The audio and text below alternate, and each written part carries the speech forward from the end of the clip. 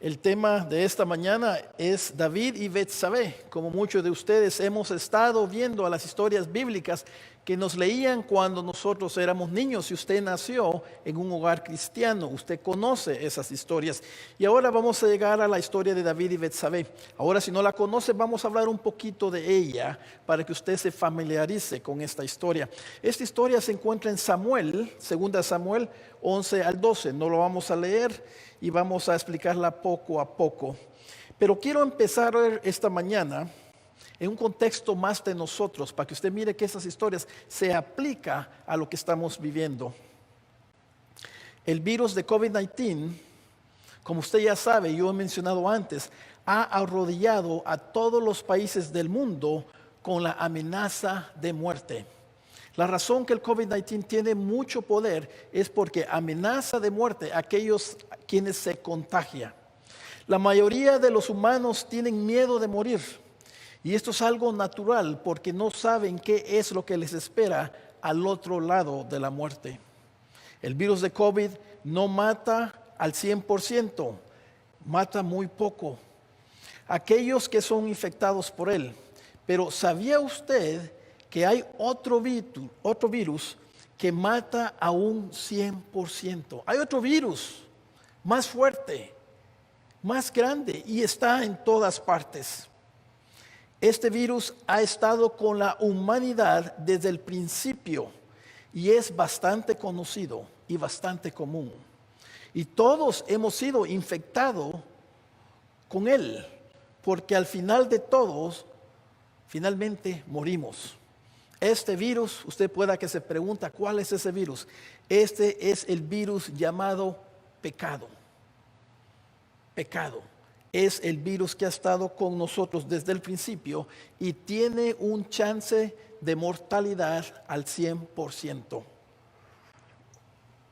Toda persona que es contagiada con el virus del pecado va a morir o ya murió. Porque la verdad es que no hay ninguna persona que viva eternamente hasta ahorita. La historia de David y de Betsabé es una historia de la naturaleza del pecado, que solo busca matar a las personas. La historia de David y Betsabé es una historia de lo horrible que puede ser la humanidad y lo amoroso que Dios es con los humanos. La semana pasada vimos cómo David fue un prototipo de Jesús. Pero esta mañana veremos cómo David es un ejemplo de la mucha maldad que hay en nosotros. La capacidad de hacer el mal está en todos nosotros. El pecado es un enemigo muy fuerte que nos afrenta a nosotros. Este nos seduce con mentiras, prometiéndonos una vida mejor y más alegre y con mucha satisfacción.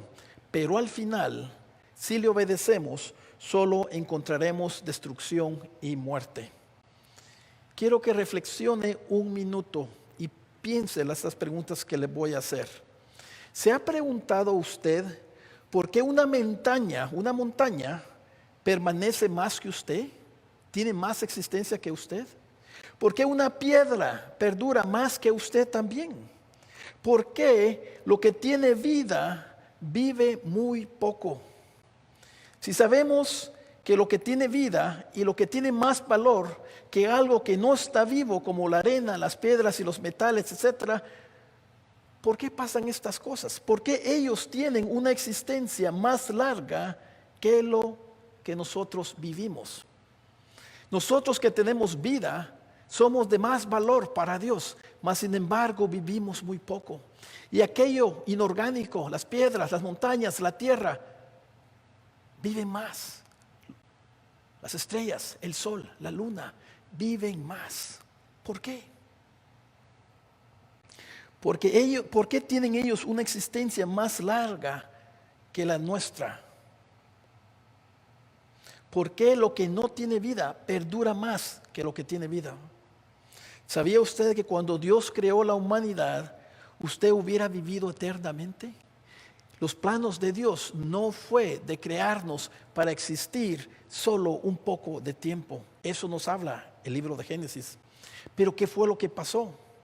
El pecado entró al mundo con Adán y Eva. Y con ese acto de pecado entró la muerte a cada ser viviente. Aún el reino animal y vegetal fueron infectados por el virus de la muerte. Por eso todo lo que tiene vida no perdura tanto. Las preguntas ante nosotros esta mañana es: ¿cómo es que el pecado nos engaña con el motivo de matarnos? Y la segunda pregunta es: ¿qué es lo que hace Dios para protegernos del poder del pecado que solo busca matarnos? Algo muy importante de reconocer es que el pecado no solo mata a un nivel físico, pero también a un nivel espiritual, la Biblia nos dice. Todos vamos a morir físicamente, eso usted ya lo sabe. Sus padres murieron, sus abuelos murieron, algunos de sus esposos, sus hermanos o hijos aún han muerto. Es algo que nos espera a todos al final, la muerte a nivel física. Y la razón que sucede eso es porque hay pecado en nosotros. Es el pecado que nos quita la vida a nivel físico. Pero no solo pasa eso, también el pecado puede quitarle la vida o la calidad de vida a un nivel eterno. Pero después de morir físicamente, solo hay 2 lugares donde podemos habitar para siempre. La verdad es que solo hay esos 2 lugares. Me encantaría decirle que todos se van al cielo, pero la verdad, eso no es cierto. No todos se van a ir al cielo. Esos 2 lugares es irse al cielo, estar con Dios, y el otro es estar separados de Dios, de lo cual vamos a hablar después.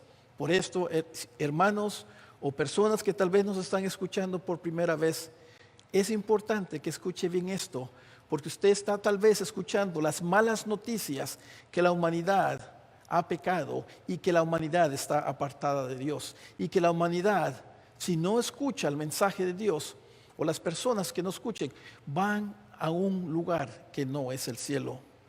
Miremos juntos pues lo que la Biblia dice acerca del pecado. Santiago 1, 14 al 15, esto es lo que dice. Santiago 1, 14 al 15 dice: sino que cada uno es tentado, esto está cuando está hablando acerca del pecado, sino que cada uno es tentado cuando es llevado y seducido por su propia pasión. Después, cuando la pasión ha concebido, da a luz el pecado, y cuando el pecado es consumado, engendra la muerte. Aquí Santiago nos hace un resumen del pecado.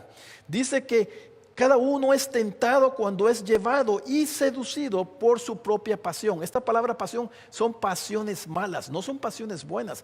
Son pasiones de querer pecar, que hay algo en nosotros, nuestra naturaleza pecadora, que nos tienta y nos lleva y nos seduce. Y después dice, cuando la pasión ha concebido, esa pasión de lujuria ha concebido, ha dado a luz como un nacimiento de un niño, ha dado a luz el pecado. Y cuando el pecado es consumado, engendra la muerte. El pecado sigue creciendo hasta que llega a un punto y consigue matar. Lo primero que vamos a ver es la ilustración de cómo opera el pecado en la vida de David y Betsabé. El primer punto esta mañana es, hermanos, que el pecado solo busca matarle. Esto tiene que estar muy claro en su mente. El pecado solo busca matarle, quitarle su vida. La vida física ya la tiene, porque usted ya pecó y yo ya pecó y voy a morir. Pero la vida espiritual es lo que ahora está en juego y lo que usted tiene que decidir. El pecado solo busca matarle. La meta final del pecado es matarle eternamente. Pero ¿cómo es que esto hace el pecado? ¿Cómo hace esto el pecado? Primero, la seducción del pecado. El pecado empieza y nos empieza a seducir a través de nuestra carne. Mira lo que dice 2 Samuel 11 al 2. Aquí está hablando lo que David, cómo empezó a pecar. Dice, y al atardecer David se levantó de su lecho y se paseaba por el terrado de la casa del rey. Y desde el terrado vio a una mujer que se estaba bañando. Y la mujer era de aspecto muy hermoso. David mandó a preguntar acerca de aquella mujer. Y alguien le dijo, ¿no es esta Betsabé, hija de Eliam, mujer de Urías hitita? David envió mensajeros y la tomó. Y cuando ella vino a él, él durmió con ella. Aquí tenemos el pecado de David, cómo David fue seducido. Y esta palabra, la seducción del pecado, la podemos explicar en tres acciones simples: ver, desear y tomar. Estas son las mismas tres acciones que hizo Eva en el jardín. Vio el fruto, lo deseó y lo tomó. Y esto se repite en la historia de la humanidad. Ver, dice aquí, vio una mujer que estaba bañando, que se estaba bañando. Con sus ojos, él fue seducido. Después dice, y la mujer era de un aspecto muy hermoso. Ahí dice que entró el deseo por tenerla, deseo por hacerla su mujer. Y últimamente dice, y la tomó, y cuando ella vino a él, él durmió con ella. Esto es una anatomía, una forma simple de cómo el pecado seduce a las personas. ¿Y qué pasa después de eso? ¿Qué hizo David? ¿Qué hacemos nosotros cuando el pecado nos seduce? Bueno, miramos aquí lo que hizo David. Él cubrió su pecado. Él cubrió su pecado. David trata de engañar a Urías para que él regrese a su casa y piense que el embarazo de Betsabé había sido de él. Cuando David se acostó con ella, la embarazó. Vino ella y le dijo a David, David, estoy embarazada. David entonces, en vez de salir con la verdad y en vez de confesar lo que había hecho, busca encubrir su pecado. Viene y hace un plan, hace un engaño para tratar de darle la oportunidad a Urías que regrese de la guerra para que se acueste con su esposa, para que así, cuando nazca el niño, él piense que es de él. David trata de engañarlo. Esta mentira la miramos en 2 Samuel 11:8. 2 de Samuel 11:8. Mire lo que hizo aquí David. Dice, después dijo David a Urías, desciende a tu casa, lava tus pies. Salió Urías de la casa del rey y tras él fue enviado un obsequio del rey. Pero Urías durmió a la entrada de la casa del rey con todos los siervos de su señor y no bajó a su casa. Hermanos, esta palabra aquí dice, desciende a tu casa y lava tus pies. Esto de lavar tus pies era una forma de decir, y acuéstate con tu esposa. Pero vemos aquí que Urías no hizo eso. Urías estaba en tiempo de guerra y David les había dicho a todos sus soldados que en tiempo de guerra ellos no podían tocar mujer, ni podían regresar a sus casas hasta que la batalla se haya ganado.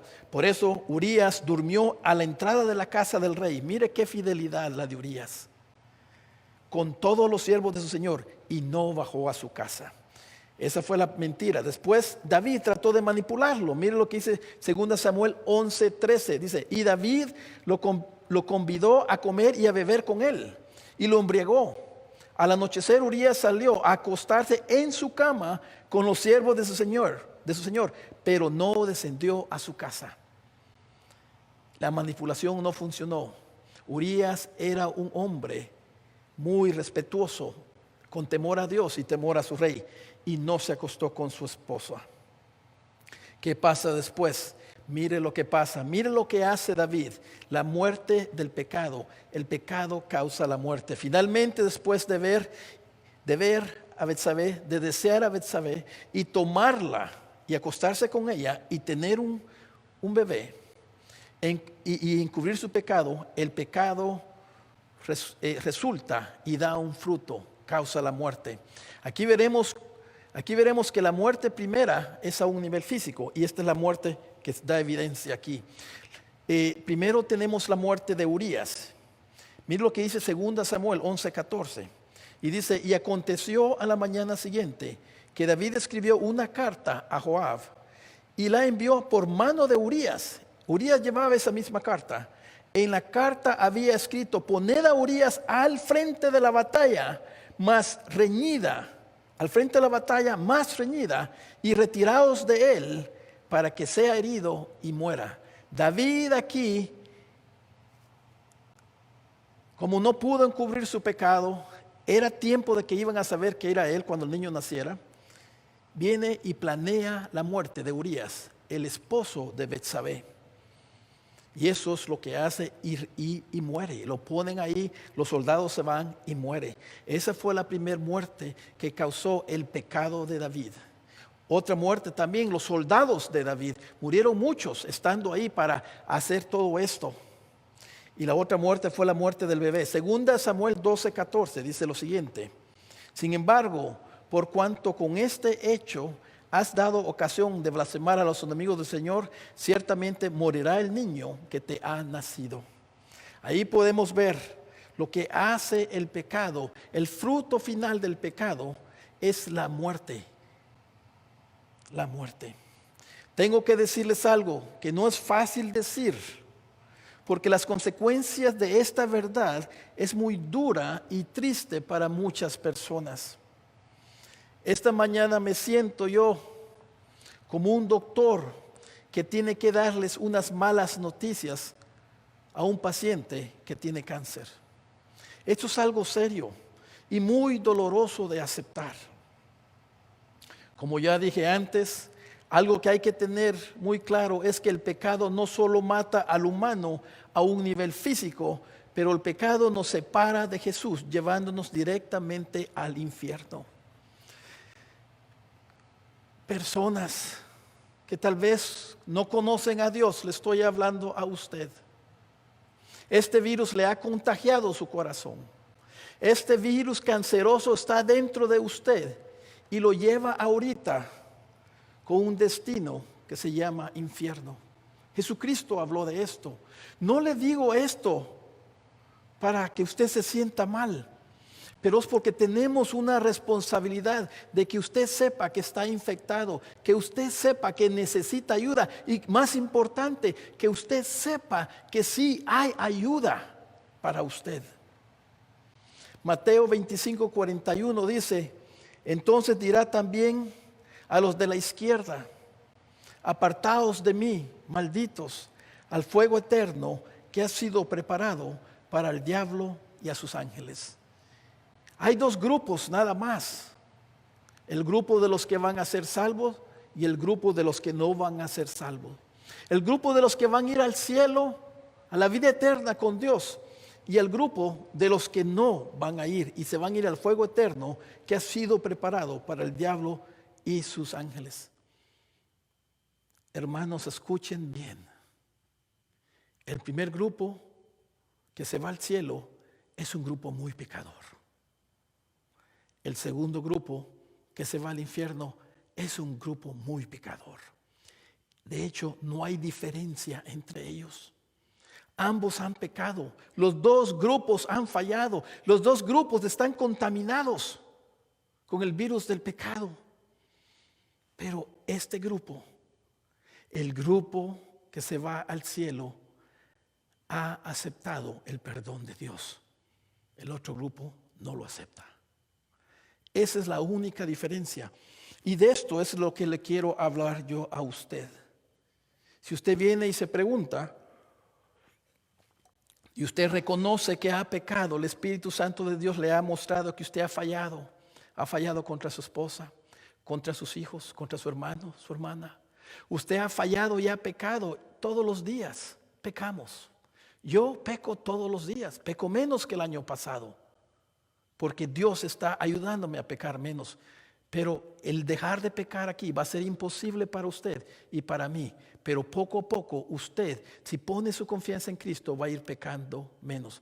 El punto aquí es, hermanos, que un pecado nos descalifica de estar en la eternidad con Dios. Porque Dios es santo y Dios es perfecto. Y no puede haber pecado enfrente de Él.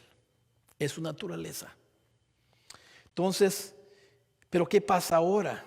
Para que usted se pregunte, si usted entiende y ve todo lo que la Biblia nos ha dicho hasta ahora, usted dice, yo creo ahora y entiendo ahora que he pecado y que sé que voy a morir físicamente. ¿Qué puedo hacer? ¿Puede Dios todavía salvarme de un infierno eterno? Si usted se hace esa pregunta sabiendo que hay malas noticias para usted, Claro que sí, Dios le puede salvar. La respuesta es sí, Dios puede salvarle. Es más, Dios ya hizo algo para usted, para que usted pueda ser salvo y usted se vaya al cielo a morar con Dios. Dios no solo puede salvarle, pero Él desea profundamente salvarle a usted. Ese es el deseo de Dios. Él vino a salvar. Él mandó a su Hijo con la misión de venir a salvarnos. Romanos 6:23 dice esto: porque la paga del pecado es la muerte. Cada persona que peca tiene que pagar con la muerte. Así lo estableció Dios. Y por eso dice Romanos 6:23, porque la paga del pecado es muerte. Pero escuche la segunda parte de esto. Escuche. Porque todos hemos calificado en la primera. Todos hemos pecado. Todos merecemos la muerte. Tenemos la muerte física que muestra que sí hemos pecado, pero falta la espiritual. Y dice aquí, porque la paga del pecado es muerte, pero la dávida, el regalo de Dios es vida eterna en Cristo Jesús, Señor nuestro. Es un regalo de Dios que Dios le está ofreciendo a usted para que tenga vida eterna. Entonces el segundo punto esta mañana es el siguiente: Jesús busca darle vida eterna a usted. ¿Por qué? Porque Él es un Dios bueno. Él es un Dios amoroso. La vida eterna empieza escuchando y creyendo las malas noticias, lo cual usted ya lo escuchó. Usted ya escuchó que estamos contaminados con ese virus, con ese cáncer. Después el segundo paso de escuchar es creer las buenas noticias. Y usted, buenas noticias, ¿cuáles son esas? Jesús es quien nos trae las buenas noticias. Y lo vamos a ver aquí reflejado en la vida de David y Betsabé. Vea que Jesús vino. Lo primero tiene que ver usted que Jesús vino a traernos buenas noticias, las buenas nuevas. Mire lo que dice 2 Samuel 11:14. Dice aquí: y aconteció a la mañana siguiente que David escribió una carta a Joab. Ya leímos esto. Joab era uno de los generales de él, y la envió por manos de Urías. Urías llevaba esta carta al general Joab. En la carta había escrito: poned a Urías al frente de la batalla más reñida y retiraos de él para que sea herido y muera. Urías llevaba en esa carta, él sin saber, el mensaje de su muerte. Su muerte estaba ahí sellada en ese mensaje. Aquí tenemos, hermanos, miren lo lindo de estas historias. Aquí tenemos a Urías como un tipo de Jesús. Tenemos a Urías como un tipo de Jesús. Urías lleva una carta, un mensaje que declara su propia muerte. Él no sabía. Jesús nos trae una carta de su Padre llamada Evangelio, y este mensaje declaraba su propia sentencia de muerte. La única diferencia entre Urías no sabía que iba a morir. Jesucristo sí sabía que iba a morir. Y el mensaje que él traía era que cuando él muriera, que él iba a pagar sus pecados para que usted no tenga que ir al infierno. Y para que usted, si cree y acepta ese su mensaje de Cristo, que usted se va al cielo a vivir con él eternamente. Ese es el mensaje del Evangelio. Ese es el mensaje que Jesucristo predicó por 3 años. Empezó a los 30 y terminó a los 33 y murió crucificado. Porque ese era el mensaje de él, que él iba a morir, pero al tercer día iba a resucitar. Él murió por sus pecados, por los míos. Y yo creo que él hizo eso por mí. Por eso yo sé que yo tengo vida eterna. Porque Él murió y pagó por mí. Y al tercer día Él no se quedó ahí. Jesucristo resucitó como evidencia que la muerte no tenía más poder sobre Él. No solo eso, sino que la muerte no tiene más poder sobre nosotros. Porque aunque muramos físicamente, vamos a resucitar espiritualmente para estar eternamente con Dios. Urías es puesto enfrente de la batalla y se retiran de él, dejándolo solo para que él muera. Jesús fue puesto enfrente de la batalla también con sus 12 discípulos. Y después todos se retiraron y él fue dejado solo para ser matado y crucificado. Jesús fue puesto al frente de la batalla en la cruz y ahí sus discípulos y todos lo abandonaron. Ahí Él pagó por los pecados de todas las personas que han puesto su fe en Él. Al escuchar este mensaje, usted tiene solo dos opciones: cubrir su pecado, como David trató de hacer, o la otra es confesar su pecado y estar de acuerdo con lo que Dios dice que usted y yo hemos hecho, que somos pecadores. Romanos 3:23 dice esto: por cuanto todos pecaron y no alcanzan la gloria de Dios, por cuanto todos pecaron y no alcanzan la gloria de Dios. Aquí Dios está diciendo Él mismo con su boca que todos son pecadores. Nadie puede decir, no, yo no soy pecador, porque si alguien dice eso, le está diciendo a Dios que Él es mentiroso. Dios no miente. Dios habla la verdad. Y la verdad es que todos hemos fallado y todos hemos pecado. Y por lo consecuente no alcanzan la gloria de Dios. No podemos alcanzar, no podemos llegar a ese lugar eterno de descanso. Y últimamente, usted al ver todo esto y al ver lo que Jesús ha hecho, que Jesús ha pagado por sus pecados, que ahora sí podemos alcanzar la gloria de Dios, desee a Jesús porque Él pagó por su pecado. En vez de desear el pecado, en vez de hacer el pecado, de desear hacer el pecado, nosotros deberíamos desear la salvación de Jesús. Cuando usted vea lo lindo y las cosas bellas que Cristo ha hecho, entonces usted responderá con un deseo de conocerle más. Cuando sus ojos sean abiertos y la gracia de Dios esté sobre usted y usted pueda ver a ese Jesucristo crucificado, cuando su mirada vea a Cristo crucificado en esa cruz y que Él está ahí pagando por sus pecados, y su corazón se entristece porque usted sabe que Él murió y tomó su lugar. Cuando eso suceda, usted va a poder desear y querer amar a Jesucristo.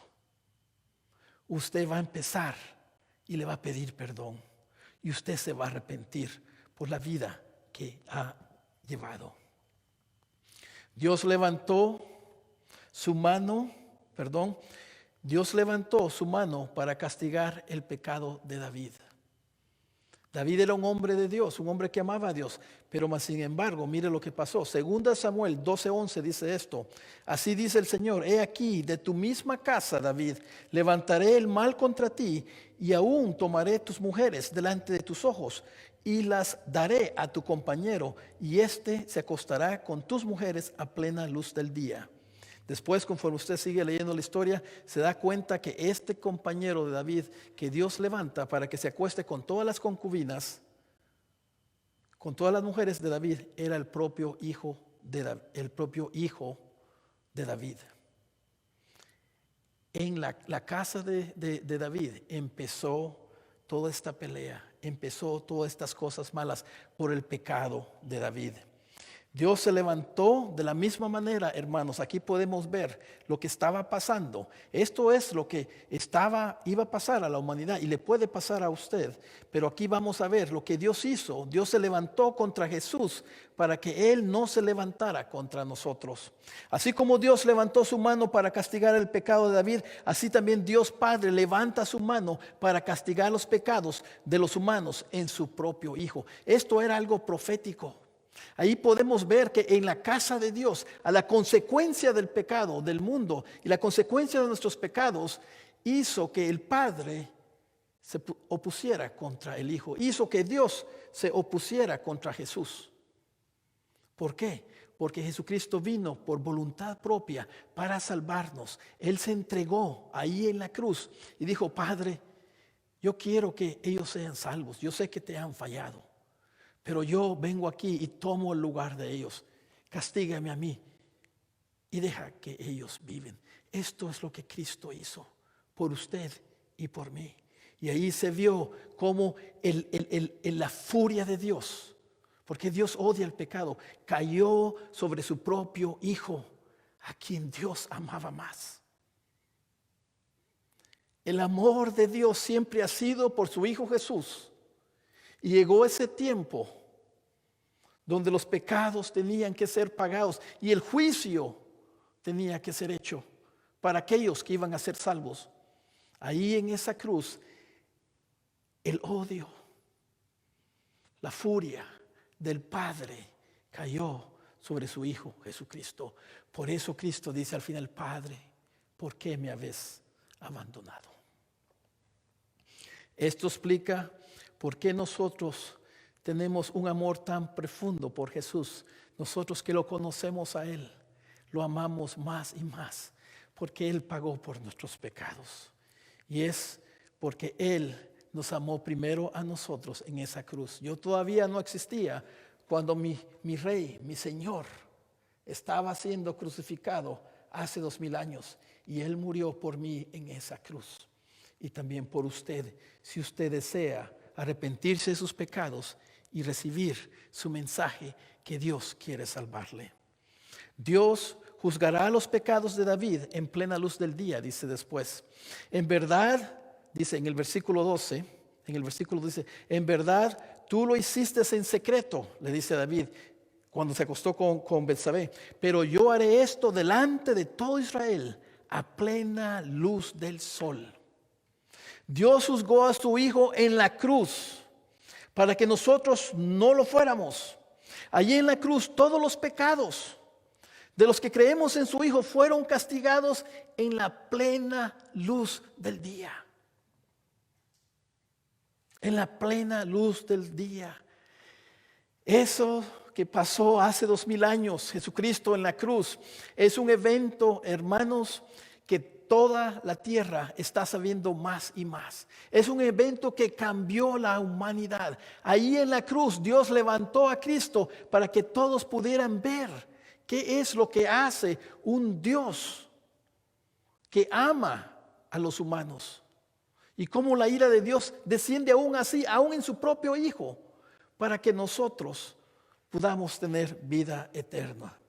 Dios está en este momento ofreciendo el perdón de sus pecados. Dios puede perdonar sus pecados porque otro pagó su deuda. Ese otro se llama Jesús.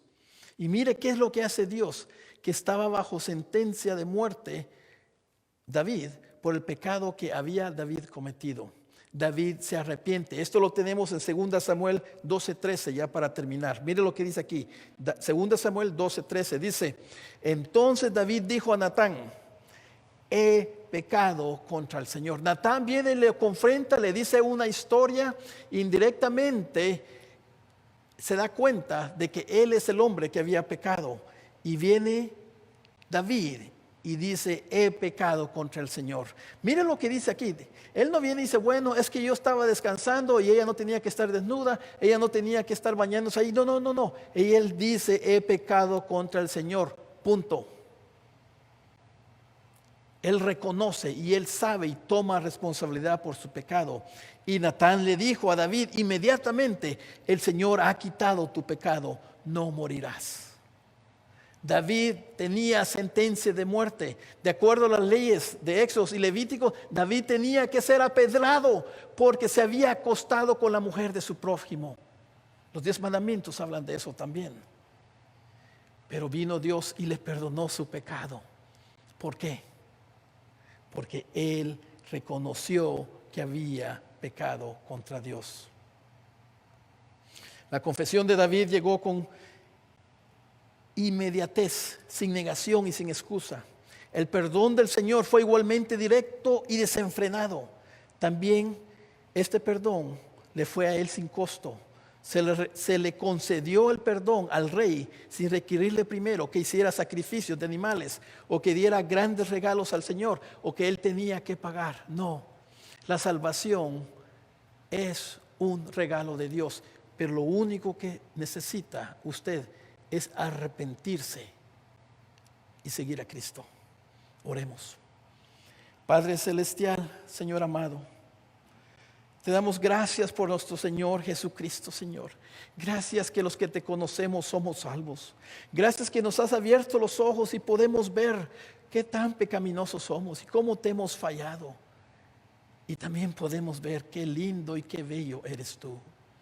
Señor, sabemos que el pecado es poderoso y todavía vive en nosotros, pero cada día que pasa, tú estás eliminando el poder del pecado en nuestra vida y nos estás santificando. Y eso es algo que tú haces y te damos gracias también por esto.